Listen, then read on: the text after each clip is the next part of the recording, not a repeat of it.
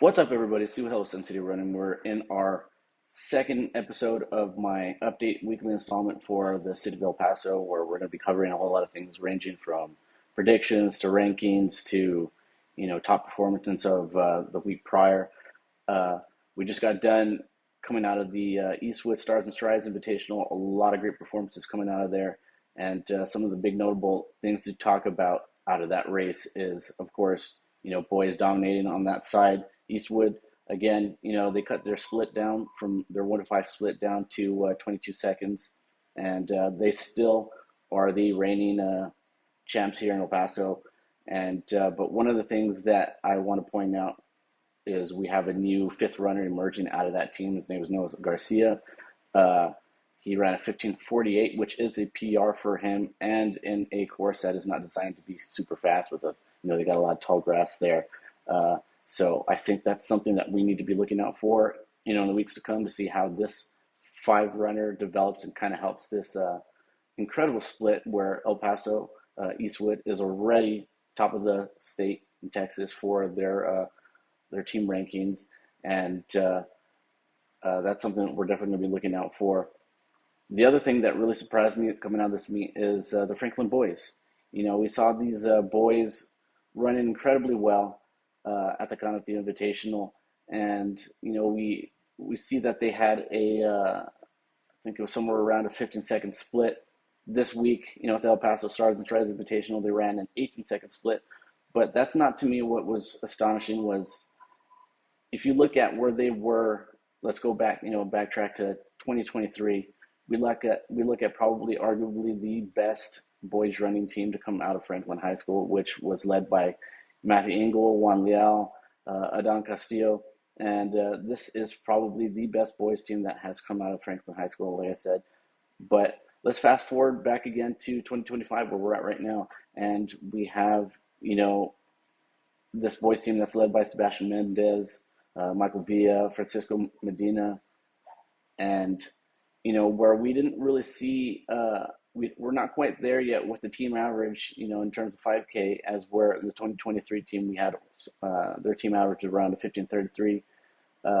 What's I think is the difference maker with this team is that they have a 15-second split right now, as where the 2023 team had a 48-second split. Now, I think this is going to be the difference maker for this team going forward, where they can challenge Eastwood going down the road. Uh, because we know that maybe their average time in the 5K isn't quite where it was 2 years ago. We do know that they are going to be making improvements, and so this is where I feel like this team already is arguably the best team to come out of Franklin uh, for their varsity boys in cross country, and I think we're only going to be seeing them get better. And they touted a 15:56 5K average, but again, this wasn't a fast course. It had tall grass, and so you look about maybe lowering that by a good 10 seconds, or possibly more, a little bit more than that. But on the guys' side, that's what I felt was really impressive. And another thing that came out of this past weekend that I felt like was something that was really, really good for the city of El Paso to ramp up the competition was the El Paso Coronado boys. Uh, they jumped up a rank. They trounced Pebble Hills and bumped them out of the top three spot, and now things are getting really interesting. For the boys' side, uh, we have them running a slower 1 to 5 split, but our overall average time for Coronado is about 15 seconds faster than Pebble Hills. So things are going to get really interesting as we get to as we edge a little bit closer towards district.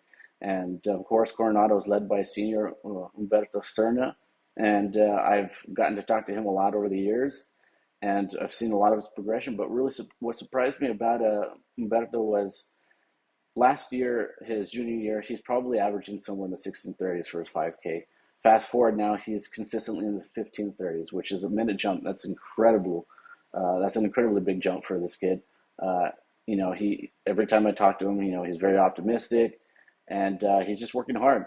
And I think that's really going to help pull this team into what we're going to see as uh, uh, a gunning competition down to Pebble Hills and uh, Coronado High School for that third spot to hopefully punch a ticket to regionals. Um, And on the individual side, we're going to move forward to the girls, which there are a lot of interesting things developing now.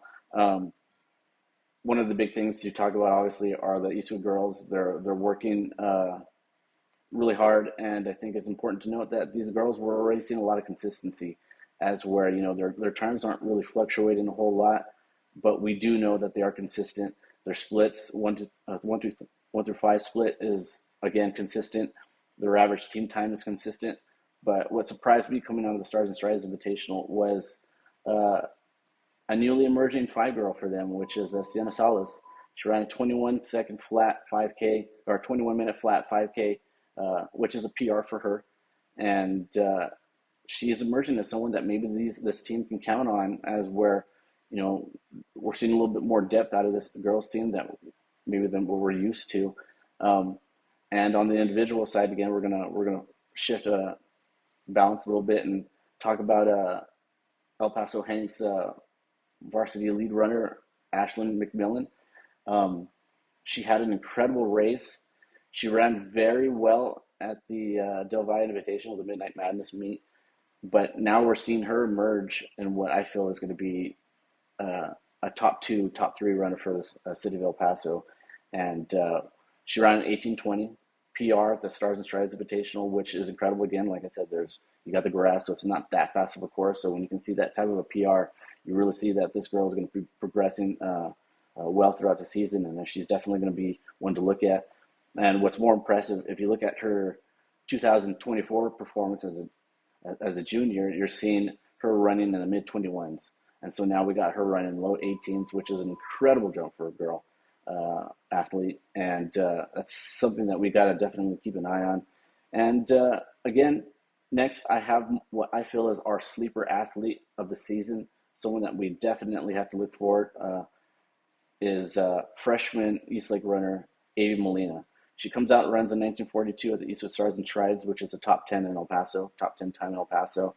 And she's doing this as a freshman. We know that Eastlake has been touting, a great program over the years. But what we're seeing now is, they're getting some fresh talent in that can really help bolster this varsity team and help them make a push for, the top five there for teams here in El Paso. So, again, we got a lot of things to look forward to here in El Paso. Things are shaping up real well. Now we're going to start seeing some teams go out of town as we get into the next few weeks, and we're going to really see them test their competition against other teams here in the state of Texas and elsewhere, as we see teams go to Desert Twilight. So they're going to be testing the competition against some of the best in New Mexico, Arizona, other teams that travel there. We've seen Colorado go there on occasion. So a lot of things to look out for. So again, if you guys have any recommendations or maybe athletes that I missed that we kind of need to keep an eye on, feel free to leave a comment down below, and I'll make sure to add in my next weekly episode. And a lot of things to look forward to. We got some things shaping up real well here for El Paso, and don't forget to hit that like and subscribe button, and we'll see you next time.